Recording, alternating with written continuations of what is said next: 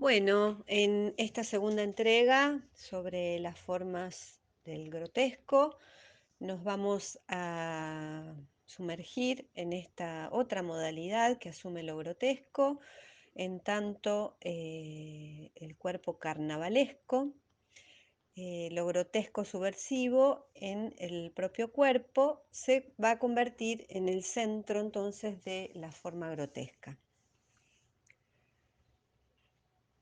Toda esa imaginería carnavalesca que produce la risa estridente, a menudo procaz, y que se burla y subvierte la convención social, la pretensión individual y las jerarquías de todo tipo, que es el carnaval, así como la tensión entre lo alto y lo bajo, que baja lo que es alto y lo revitaliza, apropiándose de lo bajo.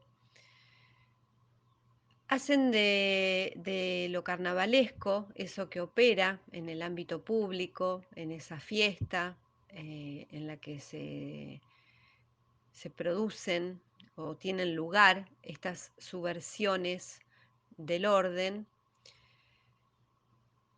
En relación a esto, Connelly nos va a decir que en el siglo XVII se va a producir un desplazamiento de ese carnaval, de esa fiesta, del ámbito de la plaza pública o de la calle a otro espacio que es el de la representación visual en un nuevo espacio público que va a ser la prensa ilustrada y que va a conocer su apogeo hacia el siglo XVIII y su gran difusión y desarrollo tecnológico incluso en el siglo XIX.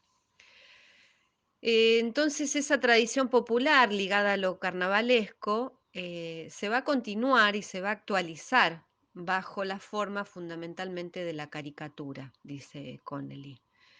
La caricatura como lo humorístico y lo satírico.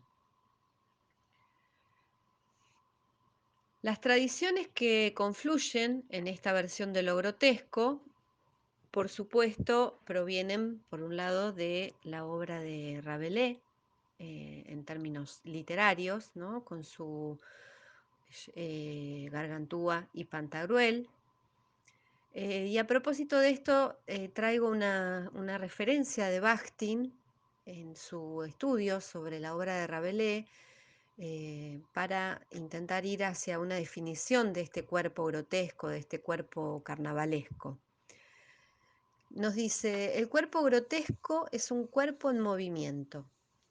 No está nunca listo ni acabado. Está siempre en estado de construcción, de creación, y él mismo construye otro cuerpo. Además, este cuerpo absorbe el mundo y es absorbido por éste.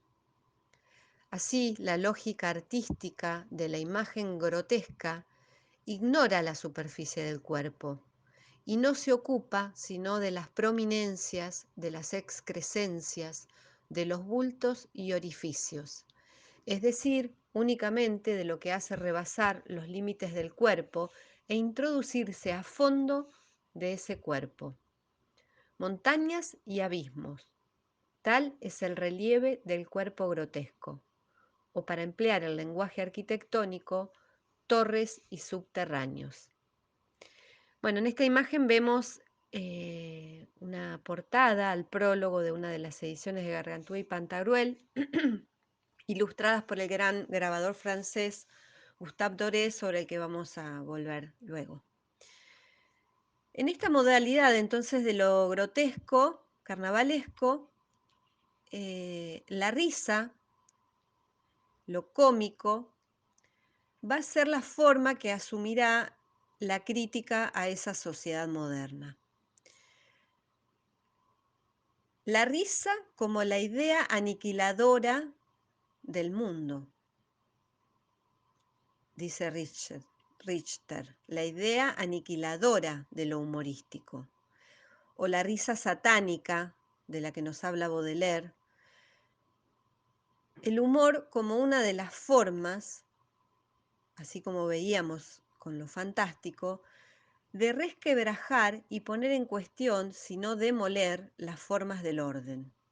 Podríamos decir a la manera de los bufones medievales.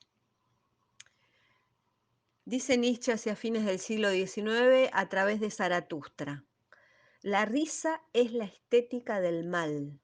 Ríe aquí, luminosa y saludable maldad mía, la risa como reverso del saber. En su estudio sobre grotesco, sátira y parodia, Lelé hace un análisis, Lelé de Rueda, nuestra titular, hace un análisis sobre las diversas especies del humor y nos dice que esas diversas especies del humor producen transformaciones culturales, ya que disuelven las oposiciones fundamentales entre lo culto y lo popular, entre lo privado y lo público, pero también entre lo prohibido y lo permitido. Las formas del humor, a su vez, moldean las miradas que en algunos casos critican ciertos excesos e injusticias de la sociedad, interpelan el sentido de la prohibición o de la coacción, abordan el fracaso existencial o la muerte. Asimismo, las formas del humor también señalan un proceso de transformación o cambio que afecta desde lo exógeno, desde el afuera, hacia el adentro, a lo endógeno.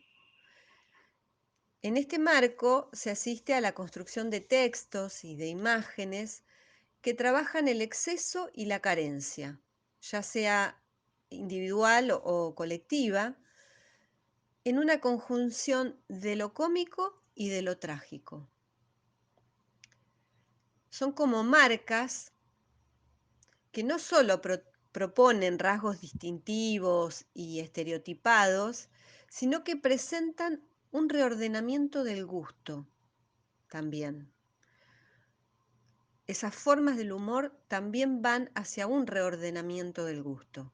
Por eso también tienen una fuerza de disrupción y de crítica a lo establecido, donde se van a mezclar los imaginarios de los distintos sectores sociales, que se amalgaman en una cultura de la mezcla y la hibridación. Y en ese estudio, siguiendo los estudios también de Freud sobre el humor, nos va a proponer, nos va a diferenciar distintas especies del humor o de lo cómico. Por un lado, lo cómico en sí mismo, que implica conjugar elementos divergentes o de naturaleza diferente en un mismo plano o en un mismo suceso.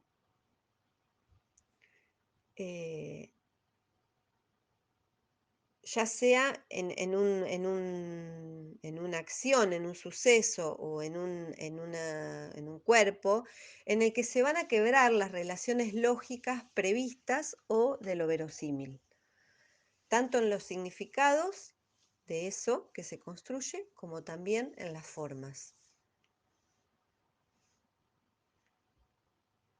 Otra de las formas es el chiste, donde lo cómico, el humor, siempre recae en un tercero que va a ser el objeto de la broma. En esta forma, el placer humorístico proviene básicamente de la diferencia compartida entre el que produce el chiste y el receptor, el testigo, ¿sí? Esa distancia es la que permite que aparezca la humorada sobre el otro. El chiste puede servir al mero placer o también estar al servicio de una agresión.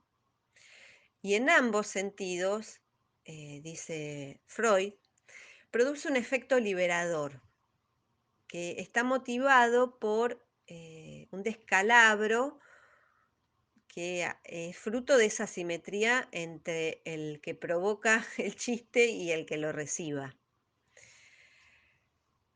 La caricatura, que es a la que nos vamos a detener especialmente hoy, opera aislando un rasgo formal o semántico para asociarlo con otros componentes externos. Y lo que se va a producir a partir de ese aislamiento formal es buscar una degradación del otro, una degradación. No solamente una risa, que puede ser agresión, como en el chiste, sino que en la caricatura se va a buscar especialmente la degradación de ese otro, exagerando un rasgo o sustituyéndolo por otra cosa, por ejemplo, por rasgos animales, ¿sí? En la caricatura, el objeto de ataque, esto es común en la sátira, siempre va a ser una figura pública que el grupo social al que va destinada esta caricatura pueda reconocerlo. Siempre la caricatura opera sobre un referente conocido. Y el tono de la caricatura puede ir desde la comicidad ingenua también hasta el sarcasmo más destructivo. Puede tener un doble filo. Y por último, el desenmascaramiento, que se va a producir cuando se realiza el descubrimiento de lo bajo y de lo vulgar que está investido de apariencia noble, ¿no? Es cuando se le saca al otro la careta, la máscara. Y generalmente opera en torno a la hipocresía frente a los valores de la sociedad. Y es generalmente en la operación que realiza la sátira que puede asumir la forma de la caricatura, claramente, ¿no? Pero no siempre es caricatura, ¿sí? La caricatura aparece cuando existe este aislamiento formal, esta exageración o sustitución, fundamentalmente estas operaciones, ¿no? En el caso del desenmascaramiento y hacia la sátira, puede o no haber caricatura. Y en este desenmascaramiento, siempre también lo que se busca es una impugnación moral del otro. Y parte de, bueno, desencadenar una serie de agresiones eh, al destinatario de este desenmascaramiento, que lo rodea, lo sitúa para atacarlo, y parte entonces de un singular, de alguien particular, o de alguien o de un rasgo particular de ese alguien, pero para expresar, ir hacia la generalidad, ¿no? Eh, tiene esa búsqueda de ir hacia lo ejemplar, ¿no? Hacia decir, bueno, esto puede, si bien se refiere a alguien particular, se puede aplicar a la totalidad de la sociedad, por ejemplo, ¿no? Como metáfora de la sociedad. O sea, desenmascarar la hipocresía de alguien particular, conocido, para desenmascarar a la sociedad o a una clase social en general. Dice Connelly que es la sátira social que producía esa risa carnavalesca, entonces volvemos al carnaval, va a desaparecer de la calle gradualmente, ¿sí? Porque en el carnaval también aparece este desenmascaramiento, estas operaciones humorísticas sobre el otro, además de estas inversiones de lo alto y lo bajo que señalábamos, ¿no? Y bueno, va a reaparecer entonces en la esfera pública a través de los medios de comunicación, decíamos. Em, Ese carnaval no es que fue suprimido completamente, no es que desaparezca completamente como fiesta en el siglo XVIII, pero sino que va a continuar como un entretenimiento popular, eh, en un entretenimiento que empieza a formar parte de toda una organización también de la fiesta regulada o programada, como parte de esa programación del ocio y de la fiesta propio de las sociedades disciplinarias modernas donde todo está regulado, aún la fiesta, aún el carnaval. Em, Esos vínculos, dice Connelly, sacros del tiempo de carnaval, se disiparon entre los entretenimientos seculares y los días festivos de la iglesia fueron rápidamente suplantados por un tiempo de ocio más individual, alejado de las horas medidas del trabajo de la fábrica. El espíritu progresista y racionalista del siglo de las luces va a desaprobar, va a desacreditar estos rituales populares como son el carnaval, justamente por considerarlos retrógrados, arcaicos y supersticiosos. La caricatura entonces va a suplantar de algún modo estas subversiones ritualizadas del carnaval y se va a convertir en el vehículo fundamental de la sátira social para un público general y, y en un modo increíblemente efectivo de protesta también en estas sociedades emergentes, modernas. Em, y va a encontrar esta prensa satírica moderna, va a encontrar un público amplio y ávido, eh, sobre todo porque esa tradición popular del carnaval es la base que permite que la caricatura también se difunda, ¿no? Se inserta en esa base, digamos, de las tradiciones populares que sobreviven. Entonces, es en este siglo XVIII que el término caricatura viene a hacer referencia a este capricho sofisticado de la sátira popular. Para no abandonar el espíritu genealógico que nos propone Connelly, eh, vamos a recordar el origen etimológico de la palabra caricatura, que también tiene un origen italiano y deviene, y bueno, surge de algún modo también de ese espíritu grotesco, ingenioso y del capricho italiano que hablábamos antes en la primera entrega.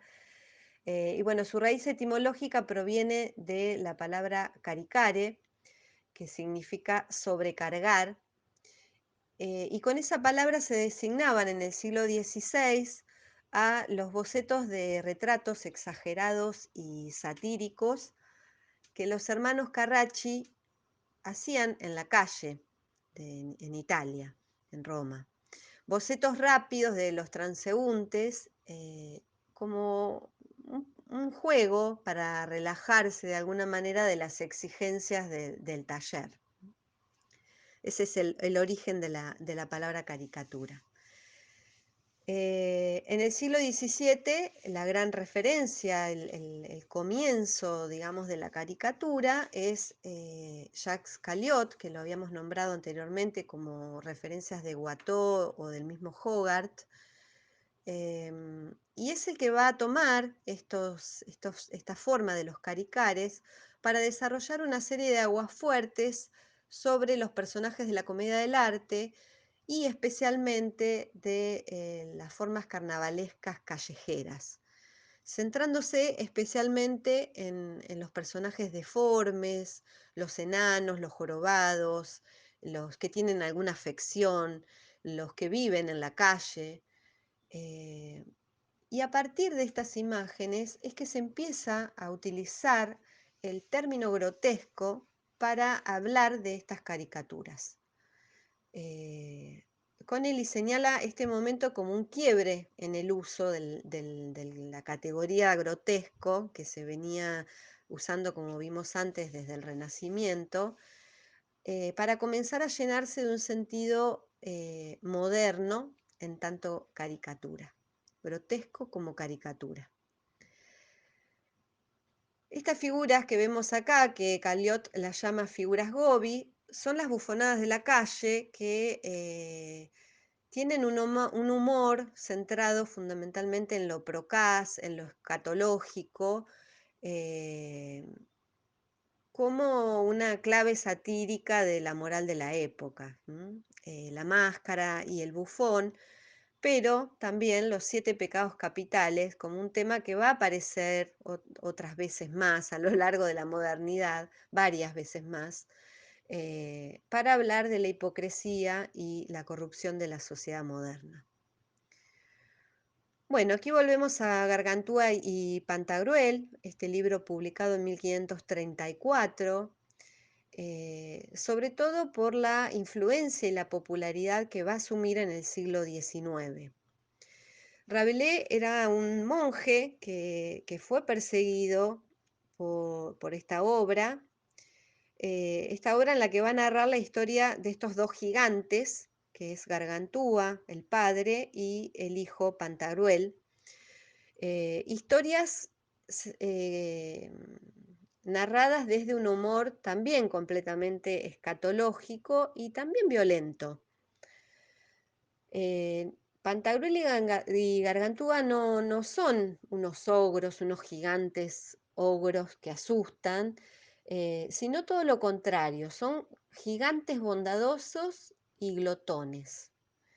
Y ese gigantismo, esa bestialidad que construye Rabelais para sus personajes, esa corporalidad desmedida, le va a permitir describir con exceso escenas de festines burlescos.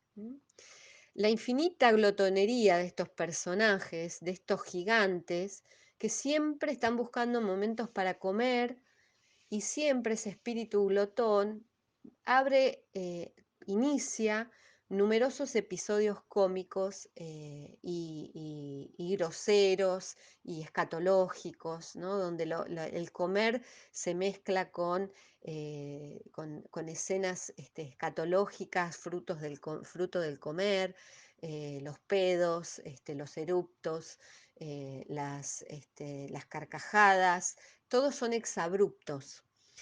El primer grito de Gargantúa al nacer es "a beber, a beber".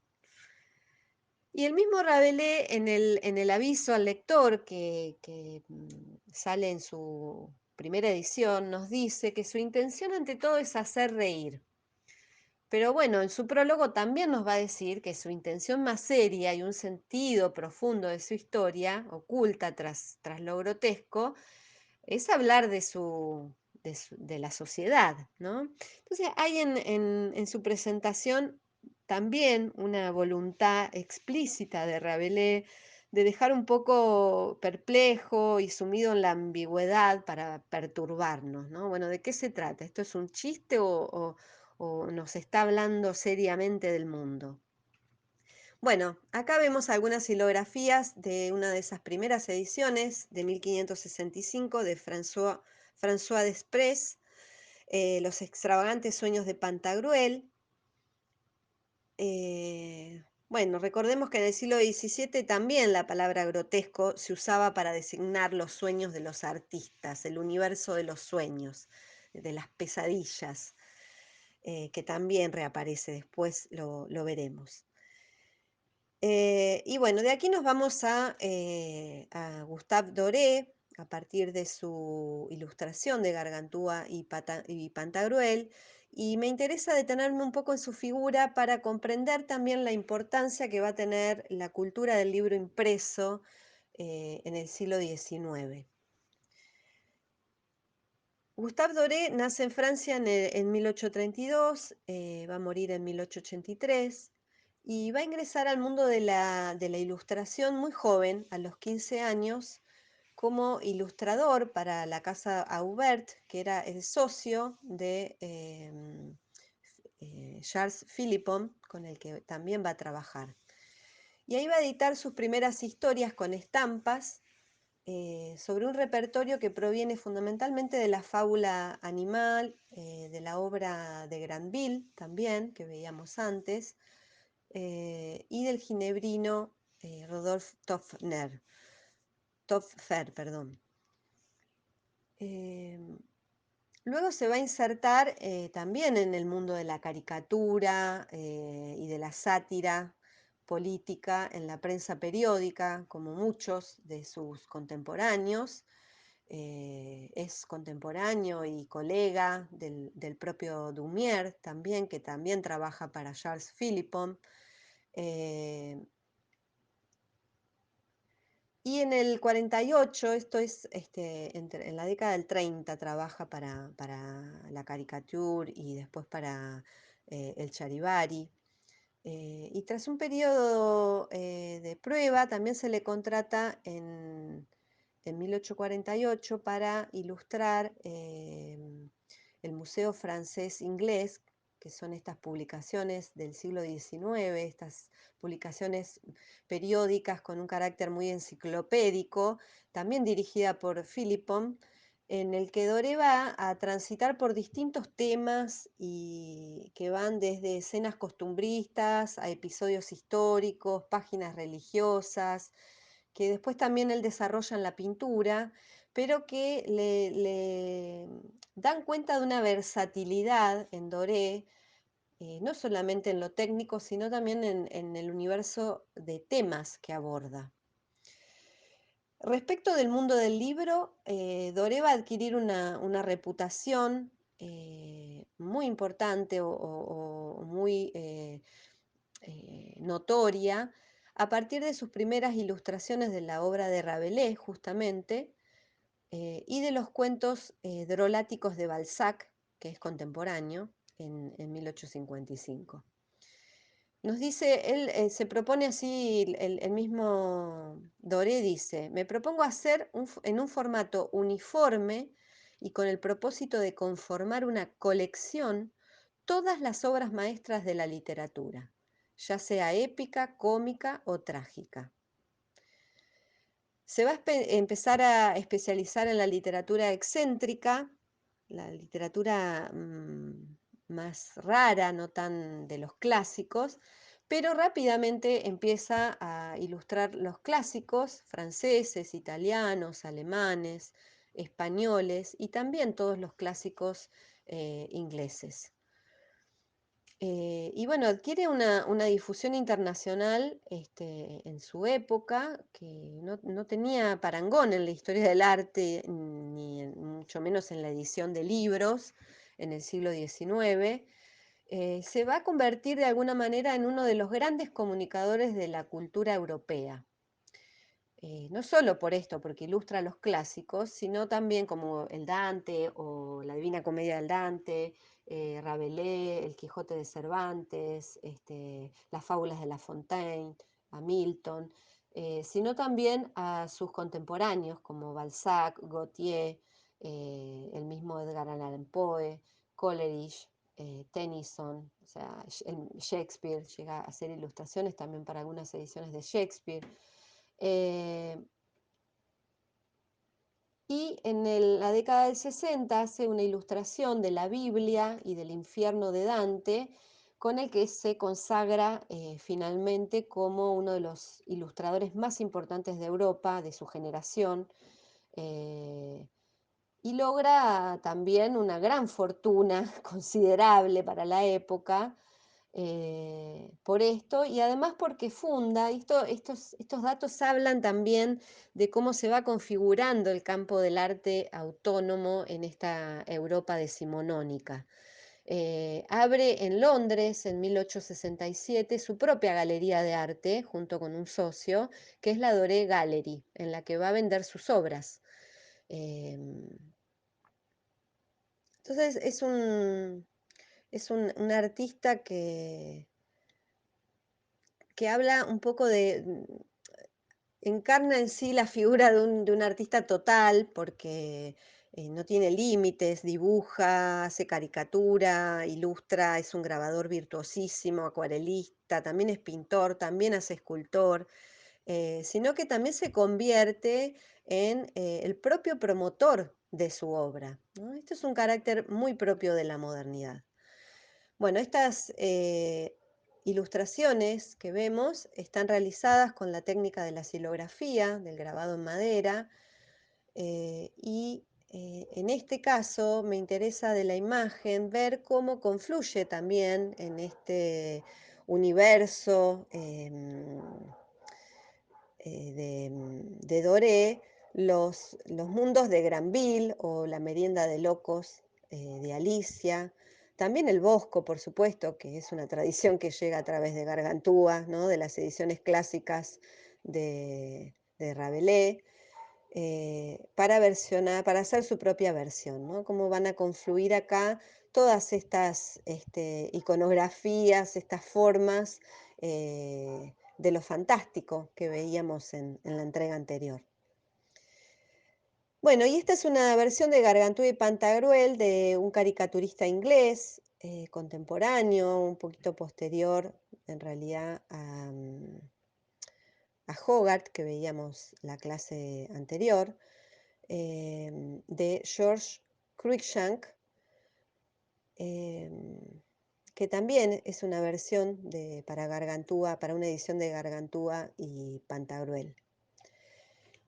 Algunos historiadores sobre el humor, sobre la caricatura, consideran que el origen de la sátira política y social en realidad es inglés más que francés y que se inicia justamente con la obra de Gilray y Hogarth en Inglaterra. Pero lo que se va a dar en Francia es un desarrollo de la industria, de la prensa satírica y con una mayor popularidad y difusión que en Inglaterra.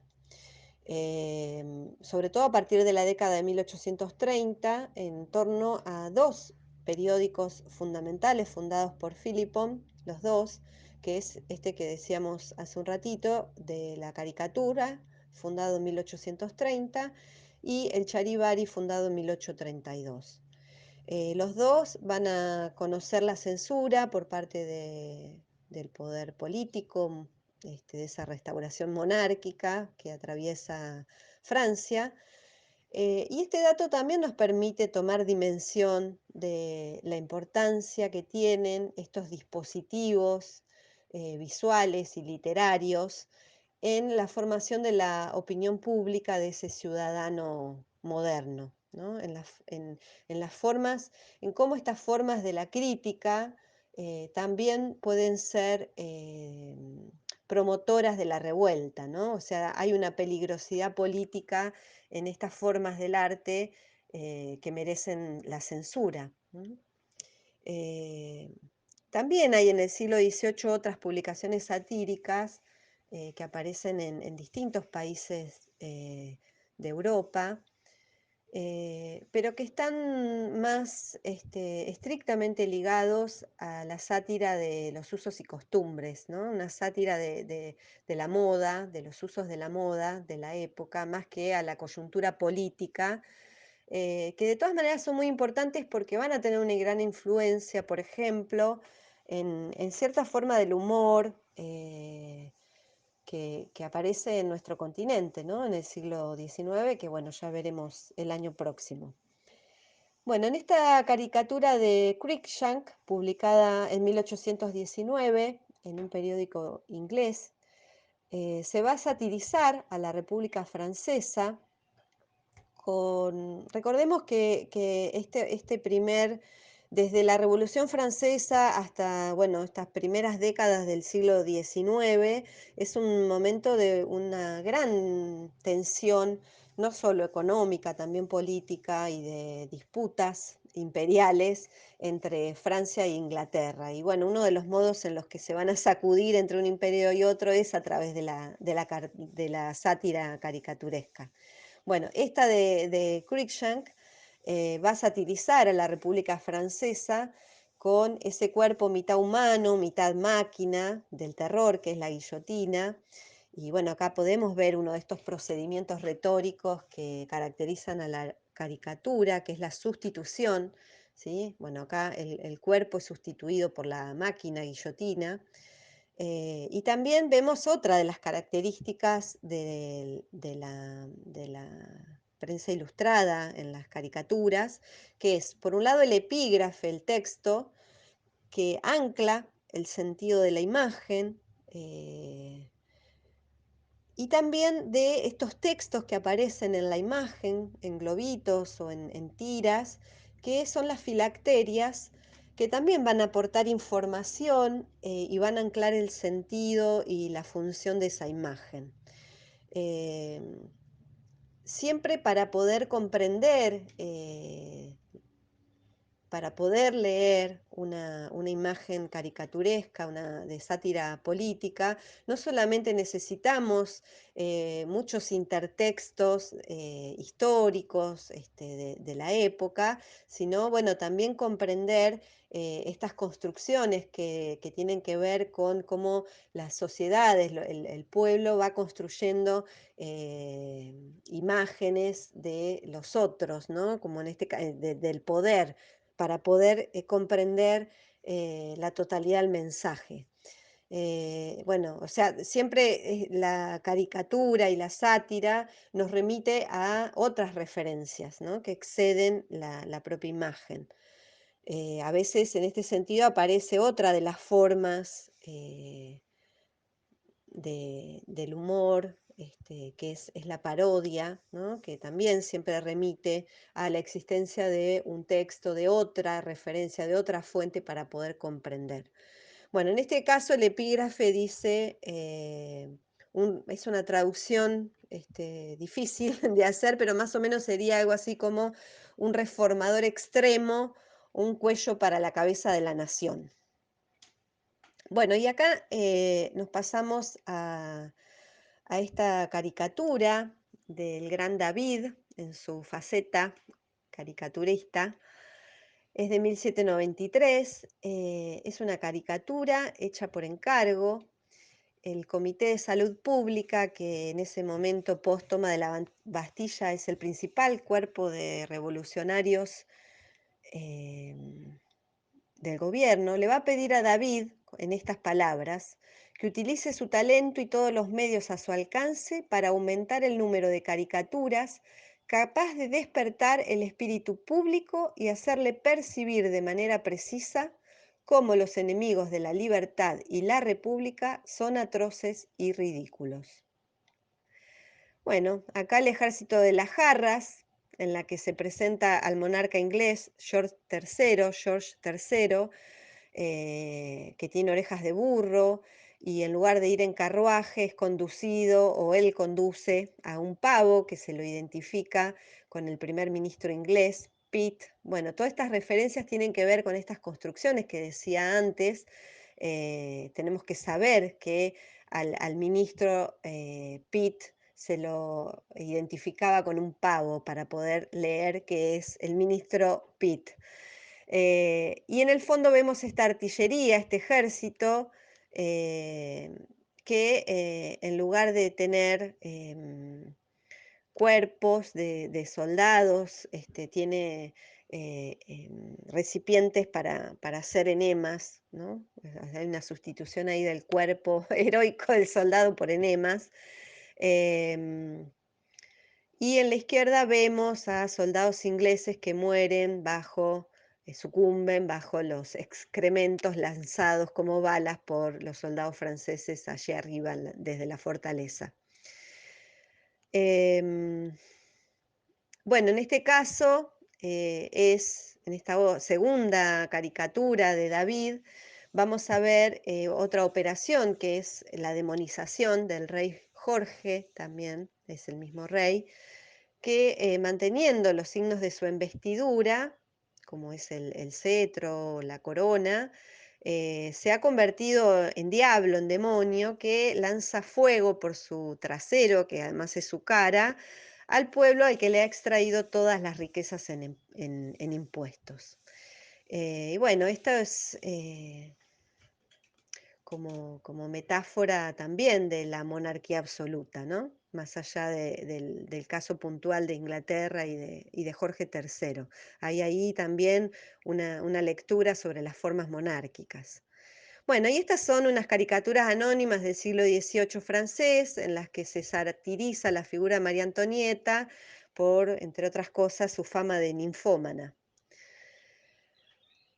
Bueno, Jean Honoré Dumier, que vamos a introducir ahora, aunque volvamos más adelante cuando veamos realismo sobre su obra, porque también va a participar del desarrollo de la caricatura y de la sátira política francesa con un gran protagonismo. También es ilustrador en estos periódicos, La Caricatura y el Charivari. Y vemos, bueno, en esta imagen otra vez la referencia a Gargantúa, pero para representar a Luis Felipe, el rey de Francia, como Gargantúa, que se come todas las riquezas del pueblo. En esta litografía ya aparecen algunas transformaciones caricaturescas eh, de la cabeza del rey, que va a ir ya hacia la iconicidad más adelante, como la forma de una pera, como síntesis metonímica de la figura del rey Luis Felipe. Bueno, acá vemos, ¿no? La cabeza de pera, ya como vemos la pera y ya sabemos que estamos hablando del rey Luis Felipe. Lo vemos acá en esta tapa, muy interesante, este diseño tipográfico en forma de pera del Charivari.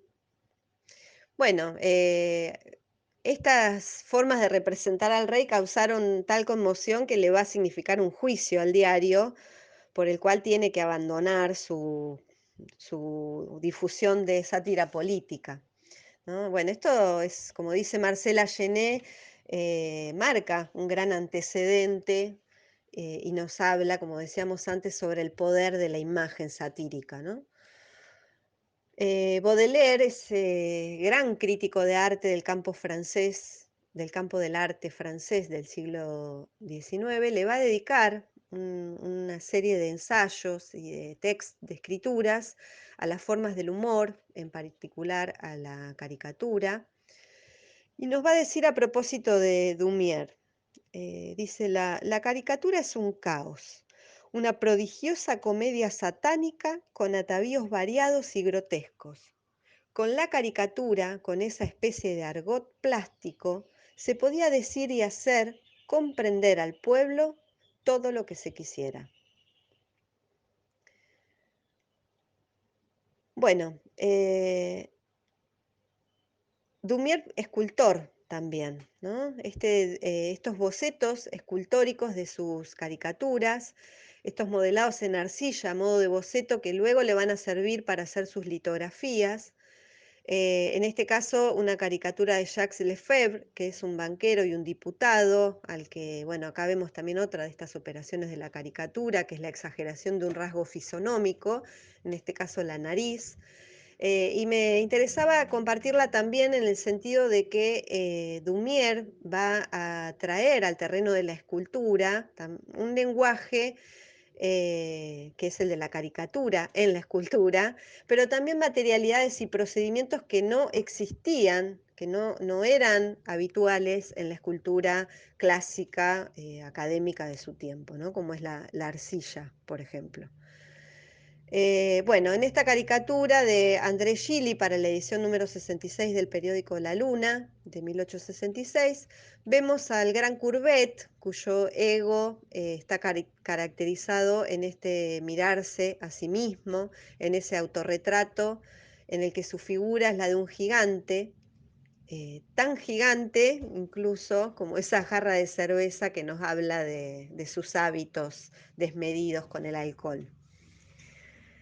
Bueno, y acá para ir afinándonos hacia lo carnavalesco goyesco, eh, a Goya lo podríamos analizar bajo varias modalidades de lo grotesco, eh, ya sea en su vertiente carnavalesca, pero también en lo monstruoso demoníaco que vamos a ver luego. Entre 1793 y 1796 va a realizar una serie de 80 láminas de grabados que van a componer sus caprichos. En esos grabados Goya va a analizar de manera satírica la realidad social y política española con una acidez brutal. Y es interesante cómo Goya, al darle este nombre de Caprichos, va a insertar esta serie de manera consciente y deliberada en la tradición de esa historia de la cultura que proviene de los caprichos de Caliot o de los caprichos de Tiepolo o de las cárceles de la invención de Piranesi. Los caprichos se pueden dividir temáticamente en tres partes. Por un lado, de la lámina 2 a la 36 va a criticar en escenas realistas métodos educativos falsos, detestables, costumbres casamenteras, prostitución y otros males. O sea, cuestiones que tienen que ver con las formas sociales. De la lámina 37 a la 42, que él va a llamar las secuencias del asno o asnerías, va a ridiculizar, empleando la simbología tradicional del asno, la incapacidad, la rapacidad de los más encumbrados personajes de la pirámide social. Entre la lámina 43 a 80, en forma bajo las figuras de monstruos, de brujas y de enanos, se va a referir a las anomalías sociales, los prejuicios, la superstición y el abuso que de ellas hace la Iglesia. Aunque su exploración de ese lado oscuro del pensamiento y de la acción humana vincula su obra fundamentalmente a lo demoníaco, gran parte de la visión de Goya puede entenderse mejor tal vez a través de esta idea de lo carnavalesco. Los caprichos van a incluir un gran número de inversiones tradicionales que provienen del carnaval, por ejemplo, como burros realizando actividades humanas, ¿no?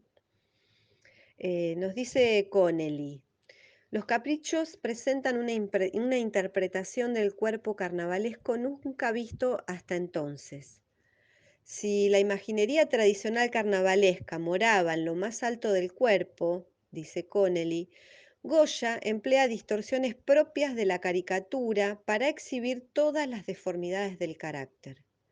Los órganos sensibles más animales, narices, bocas y orejas, están exagerados monstruosamente, mientras que los ojos, el instrumento real y verdadero de la vista, permanecen cerrados, tuertos o ciegos. Goya adapta otros temas carnavalescos, como por ejemplo la burla del clero, representándoles como personajes infrahumanos. Entonces, si los grabados de Goya se basan en lo carnavalesco, no era para dar la vuelta a las normas y convenciones, sino para desmontar esas convenciones con la intención de revelar que existimos en un mundo donde la norma en sí es caótica, violenta y está invertida en realidad.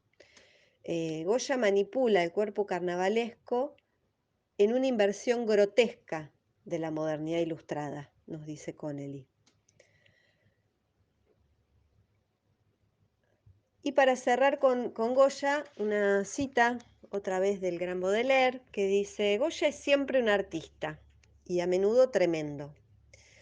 Aúna a la alegría, a la jovialidad, a la sátira española de los buenos tiempos de Cervantes, un espíritu mucho más moderno, o al menos que ha sido mucho más buscado en los tiempos modernos.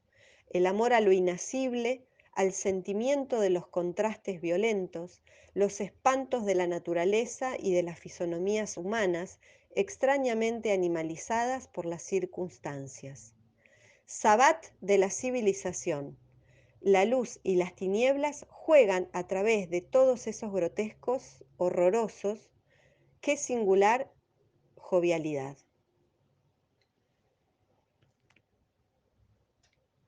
Bueno, nos vamos a saltar casi un siglo para leer también a James Ensor a fines del siglo XIX, desde Goya, solo a modo de trazar algunas continuidades que atraviesan todo el siglo XIX hasta este pasaje crítico al siglo XX.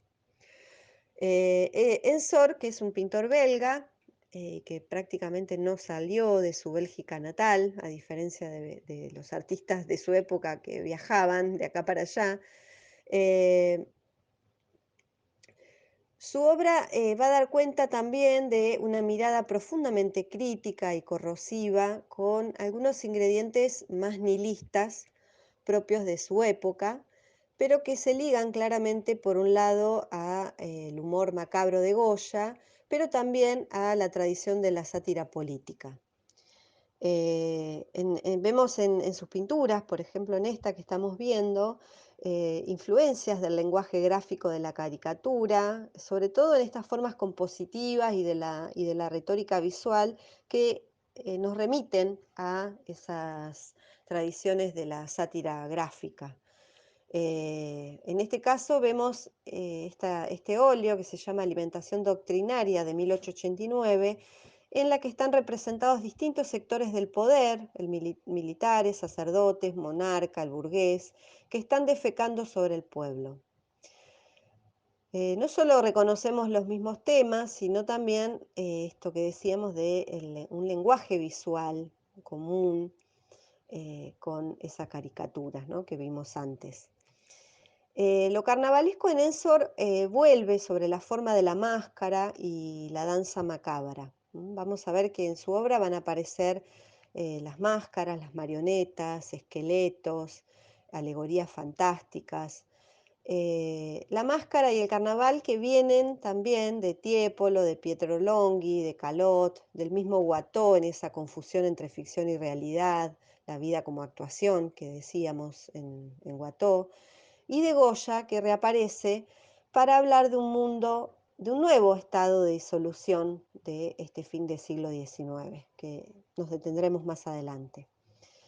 Máscaras enfrentando la muerte, es la decrepitud, ese tema de encuadre tan romántico, pero que vuelve en Ensor, más que para hablarnos de la decrepitud o la finitud en sí, de una condición burguesa de ese fin de siglo que pretende hacer frente incluso hasta a la misma muerte. Entonces, el carnaval o las marionetas de Ensor son la puesta en escena de una sociedad cruel y alienada, más bien, más que el final de esa fiesta que nos muestra Goya en el entierro de la sardina, esa fiesta en la que tienen lugar la inversión del mundo, los instintos primarios, el protagonismo del pueblo llano, pueblo vulgar, frente a las instituciones y el predominio del caos.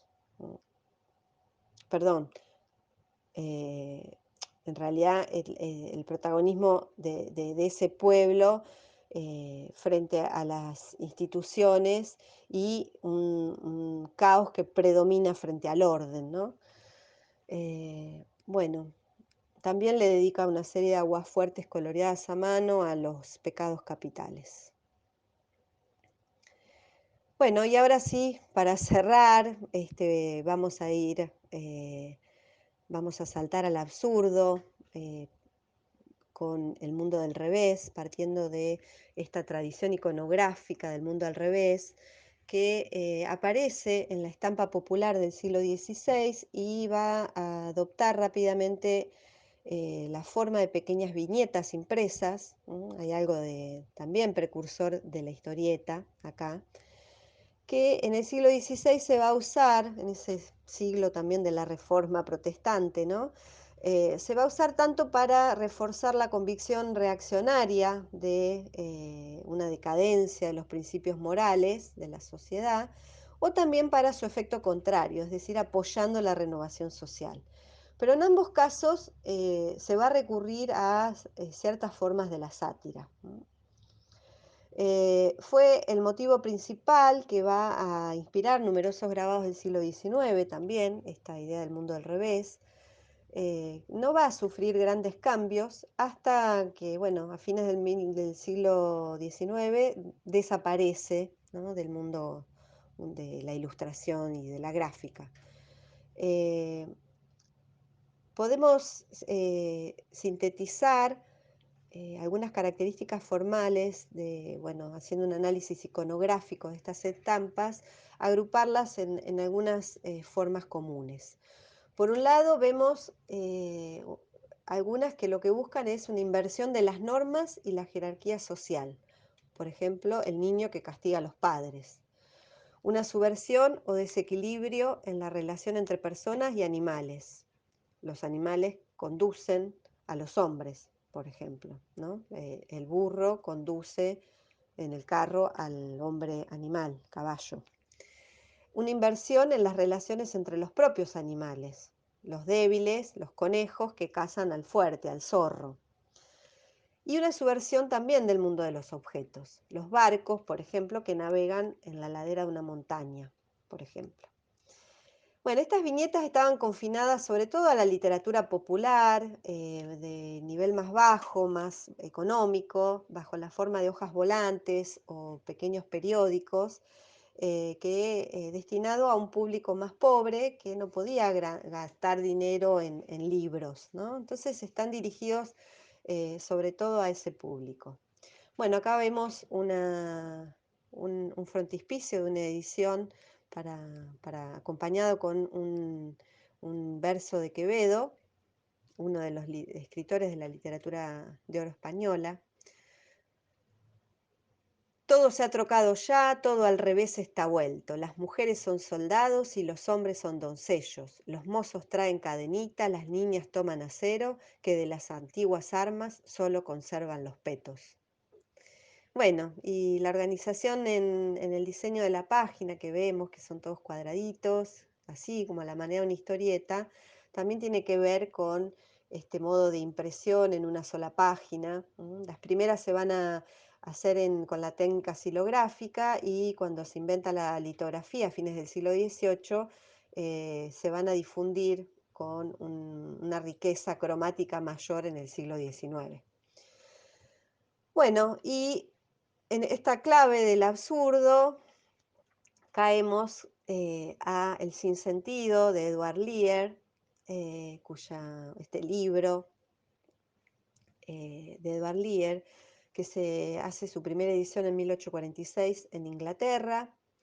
Lear va a inventar una forma poética que es el limericks, que es un pequeño verso que repite un formato sonoro y sintáctico, que siempre empieza del mismo modo, ¿no? Había un viejo hombre, había una joven mujer, y que relata pequeñas acciones o situaciones que son absolutamente, no tienen ningún sentido, pero son humorísticas, producen risa, producen humor. Eh, Para entender esto del sinsentido me gustaría compartir un pequeño texto de Lear sobre el sinsentido en este 1855 en el que escribe. Dice: no sé si se pueden enumerar en orden y completamente las fuentes del sinsentido. Me ha tocado asistir a la producción de sinsentido en oportunidades sin números y en los lugares más apartados. En el calor de la discusión no es infrecuente escuchar disparates que parecen requerir de esas temperaturas para formarse. También se origina el sinsentido en las antípodas del aburrimiento. Para matar el tiempo se ponen las cosas al revés. Es tan fastidioso estar viéndolas siempre por el derecho. La bebida contribuye también a esta inversión, relajando los quicios rígidos en la que se encajan las cosas ordinarias. El sinsentido sale a manos llenas de las fiestas, carnavales, juergas, orgías. También de mirar unas cosas en términos de otras y hasta reducirlas a estos términos. El pintor anda viendo cuadros en todas partes, el novelista anda viendo novelas, los jueces miran al mundo desde su estrado y los sacerdotes desde su púlpito. De estas actitudes salen muchos sinsentidos. Los ingenieros piensan los problemas sociales en términos de válvula de escape y resistencia de materiales. Los doctores consideran que hay que someterse a régimen el cuerpo social. Los profesores piensan en la educación masiva de las masas. Para el economista todo es economía, para el político todo es política, para el dueño del cabaret la vida es un cabaret, para el matadero un matadero. Probablemente nuestro mundo es todas esas cosas, dice. Es de la reducción de donde resulta el sinsentido. Y no solo en la forma popular del sinsentido literario, chiste, parodia, caricatura. Ojalá fuese así.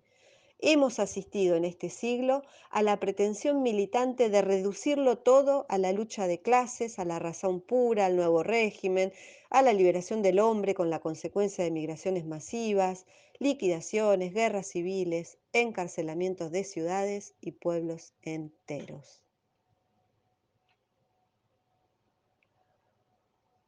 Bueno, y el Desgreñado, como corolario, un libro para chicos editado en Alemania en 1845. En Alemania se editan una gran serie de libros infantiles con un humor bastante negro, terrible, destinado a los niños. Están orientados a la educación de los niños, por lo tanto tienen una gran carga moral. Es un humor que busca eso, educar moralmente a los niños en lo que está bien y en lo que está mal. Y en el caso de Pedro el Desgreñado, este personaje que va a inspirar al joven Manos de Tijera de Tim Burton, que se convierte en este personaje melenudo, sucio, con las uñas así largas, que asume un aspecto que da miedo, porque no hace lo que tiene que hacer y se convierte en esto que finalmente nos da miedo, ¿no?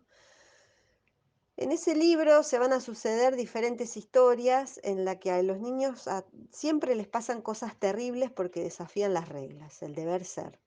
Por ejemplo, esta niña que termina prendida a fuego y termina hecho un montoncito de cenizas porque no acata hasta lo que le dicen los propios gatos, ¿no? Que le advierten de que no tiene que jugar con los fósforos y bueno, finalmente le pasa esto. O este niño que si no duerme la siesta, viene el señor de las tijeras grandes y le corta los dedos. Bueno, educar en el siglo XIX a los niños a partir de un humor atroz, un humor negro, como para cerrar este capítulo de lo grotesco, carnavalesco, caricaturesco de la modernidad.